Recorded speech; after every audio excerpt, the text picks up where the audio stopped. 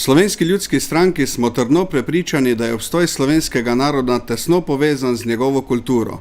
Prihodnost Slovenije je odvisna od tega, koliko bomo znali razvijati lastno ustvarjalnost in skrbeti za materin jezik.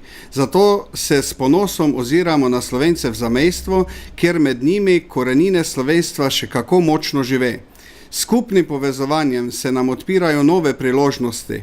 Društvena organiziranost ter športna, kulturna, gospodarska in politična sodelovanja omogočajo nadaljnja mreženja Slovencev po svetu.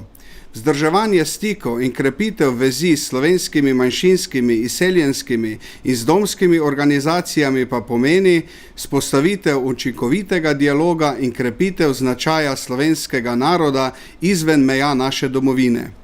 In ravno našim rojakom po vsem svetu gre zahvala za ohranjanje slovenske kulture, jezika in dediščine. Svojim delom na različnejših področjih, od politike, znanosti, gospodarstva, športa, pripomorejo k prepoznavnosti in ugledu Slovenije.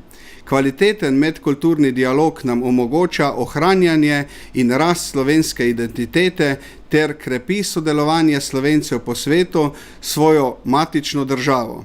Slovenci po svetu predstavljajo del enotnega slovenskega prostora in so dejavno vključeni v slovenski intelektualni, kulturni, gospodarski in znanstveni prostor.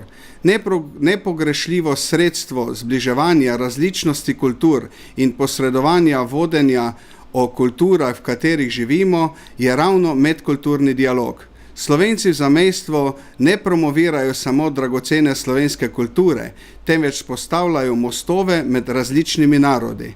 Z učinkovitim dialogom moramo še naprej ustvarjati odprt kulturni prostor, ki pomeni preživetje slovenske kulture in nenazadnje dediščine. Zgodovina je med nami pustila grenak priokus, zato je novo stoletje priložnost, da vsi skupaj predstavljamo slovenski narod in da se vsi skupaj borimo za njegovo dobro in naše skupno dobro.